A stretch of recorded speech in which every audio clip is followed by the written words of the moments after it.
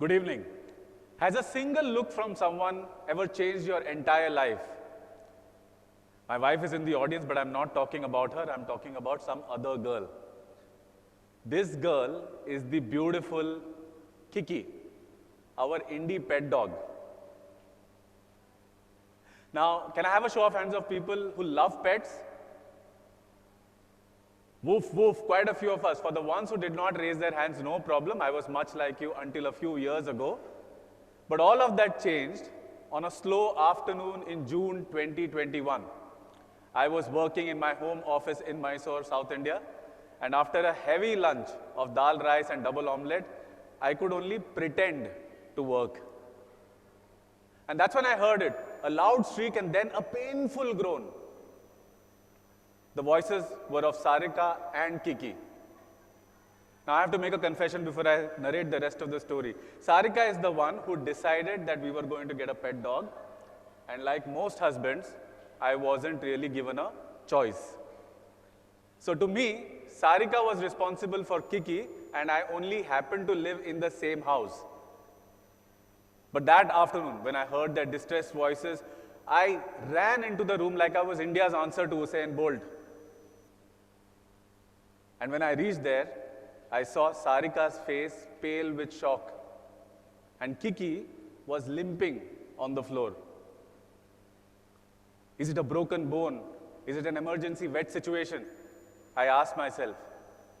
And almost instinctively, I got on my knees and I checked Kiki's little paws. To my relief, she was fine. But then Kiki did something that I will never forget for the rest of my life. She slowly walked into my lap, looked at me with those soulful eyes. It was almost like she was saying, "Daddy, I know that you don't show that you care, but you'll always be there for me." In that moment, Kiki turned me into a father. She also showed me how much love and laughter pets bring into our lives. Stories like these don't just entertain, they persuade, inspire, and even connect. Now imagine I am a pet care startup founder and all of you are investors and I'm pitching the startup to you. Like most founders, I will start with stats of the industry, that there are 30 million pet dogs in India. There are 7 lakh pets which get adopted each year, and the industry is slated to reach $1 billion USD in 2025. Now let's take a pause. Think again that I'm pitching to you, but this time I started with Kiki's story, then I told you why pets matter to me, then I narrated the stats. If you are like most people, then you are more likely to want to invest in my company with the second approach, which is the story plus data approach. And if you happen to be pet parents as investors, then trust me, the chances multiply. That is the power of storytelling. Stories make data memorable, communication compelling, and even build trust.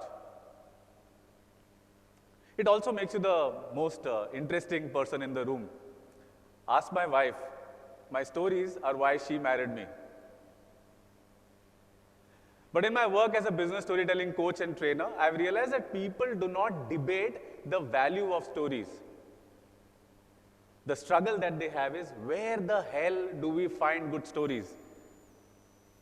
That's why some people read books. There are others who binge watch YouTube videos. There are yet others who scour the internet. But what if I told you that there is a simple and easy resource available to each one of us? And if you haven't guessed that already, that resource is our everyday life. Those everyday, ordinary moments which pass us by. What if we could turn everyday life into a medium to learn and grow, not just in career, business, but even in life? This process of reflecting on your own life stories and learning from them is what I call story-flection. Story plus reflection. And when you want to mine diamonds, which are stories, you need to go on a journey. So if you want to go on that journey, you need a map, and that's what I'm going to give you now. M-A-P, map. So the M in the map stands for mark.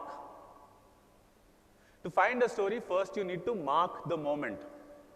That evening after Kiki's incident, I sat next to my bedside table with my trusty black notebook, and I asked myself, what was the story-fic moment of the day? It was clear to me that Kiki walking into my lap was nothing short of magic. So I took my notes, wrote a headline for the story, "The Afternoon I Became a Pet Parent." I also wrote a few bullet points so that I could trigger my memory in the future. But it wasn't just about what had happened, it was also about what I learned. And that's why I asked myself, what did this story-fic moment teach me? The answer was simple yet profound. Pets bring joy to families. The A in the map stands for adapt.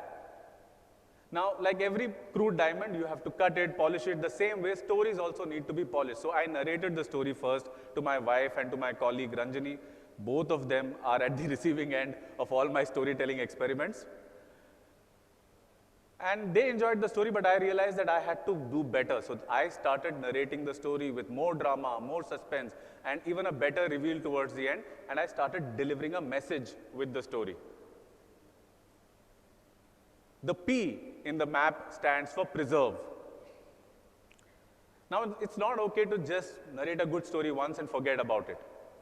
You need to preserve the story. You need to process it, make it better, narrate in different situations. And you should add it into your story bank. Story bank which you can use for many different purposes. It could be career, business, life. Now, Kiki's story is a gem in my arsenal. I have used it many times over in the last 3 years. I'm also using it in my TEDx talk today. And my story bank is better than my real bank. Because stories, they stay and grow. But the money in my real bank disappears even before I get to see it. Now, some of you may think that we need dramatic moments in life to be able to fill our story bank, and that is not true. The simple moments that happen every day are good enough to be a part of your story bank. The moment when your pet walked into your lap, or when you met an old friend for chai, or when you shared a butterscotch ice cream after a big fight with your friend, your husband, or even your wife. These small moments hold true power. There are a lot of people who use STORY-FLECTION as a process without realizing it. They may not call it STORY-FLECTION. And one such person was the late Mr. Ratan Tata. He was really good at narrating stories from his own life to inspire people around him. I remember this instance that he wanted to launch the Nano, so he wanted his team to work on the project.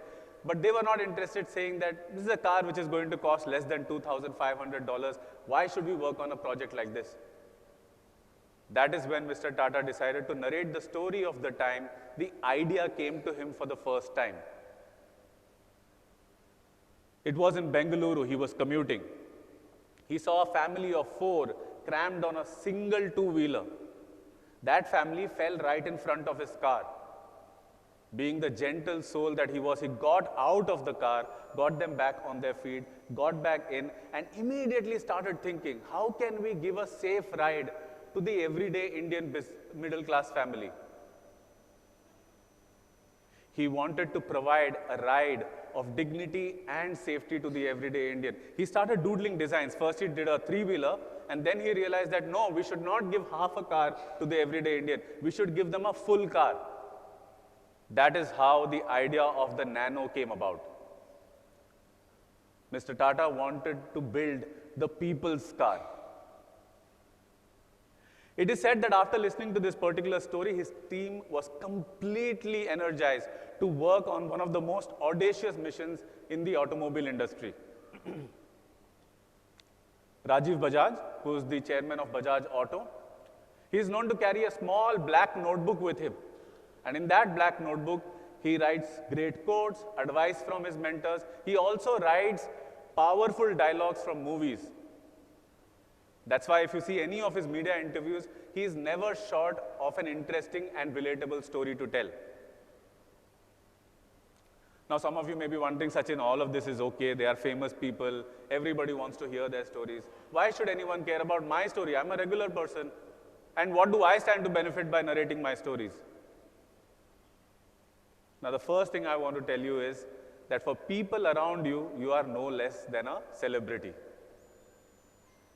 I founded a community for founders and executives where they practice their storytelling skills.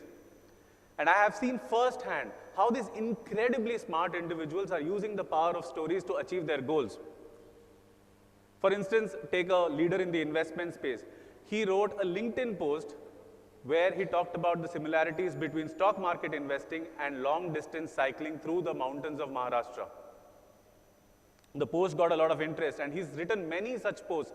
And because of that, he is getting the right kind of attention, but he's also getting speaking opportunities in the investment industry. Another one is a communications professional. She went for an interview with the MD of a MNC. Rather than doing the tried and tested, let's say good things about myself, she actually stuck to narrating stories from her workplace and what they had taught her. This story approach got her the senior role that she was eyeing in that particular company. But the most important revelation comes from a management consultant. This person notes and narrates stories from his everyday life to his clients, to his team members. But what he also does is that he talks about his journey from a small town in coastal Andhra Pradesh to the big bad world of consulting in the United States. He says that narrating stories is helping him impart values and life lessons to his kids. He believes that stories are making him a better parent. But it all starts with the ability of reflecting on your own life's everyday moments. These delicate, beautiful moments which otherwise just passes by. Back in 2013, I took a backpacking trip to Europe with my mother. And one evening in Rome, we were hopelessly lost in a sketchy neighborhood. We had to take a trek back from there to the center of the city, and we spent our 3 days budget on a single night for a hotel room. A friend of a friend had told me that he will host me, and I got the address wrong, so it was my fault. I was really embarrassed that I had put my mother through such a difficult time. I sat next to her bed that night and I apologized to her. But she just looked at me and said, "Sachin beta, don't worry. Such things happen. Now go get some sleep because I am really excited to explore Rome with you." In that moment, I realized that my mother is the only superhero I know. And it is something that I will never forget for the rest of my life. Reflecting and narrating stories from your own life also make you appreciate those around you a lot more. And that is one sure shot way of having more meaningful relationships. So when you're about to hit the pillow tonight, pause. Ask yourself, what was the storific moment of the day? Write it down, learn from it, reflect on it, but most importantly, narrate it. Because like writer Ira Glass once said, great stories happen to those who can tell them. Thank you.